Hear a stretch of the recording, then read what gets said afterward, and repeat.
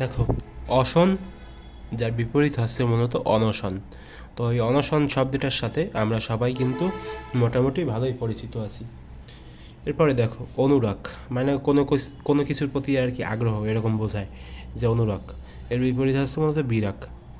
অমৃত, অমৃতর বিপরীত কি? গরল। অমৃত মানে কি?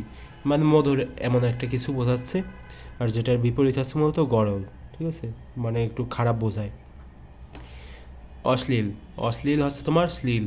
ঠিক আছে, এটা একটু গুরুত্বপূর্ণ, কারণ এটা হচ্ছে তোমার আমাদের পরীক্ষার সময় একটু আসছিল, আমি আর কি বুঝতে পারিনি, তো আমার ভুল হয়েছিল এটা, তো সেজন্য এখানে এটা লিখলাম।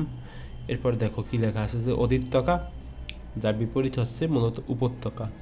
এটা একটু গুরুত্বপূর্ণ, এটা একটু ভালো করে দেখে যেও। ঠিক আছে, তোমাদের হয়তো জানা থাকতে পারে, অনেকের হয়তো জানা নাও থাকতে পারে।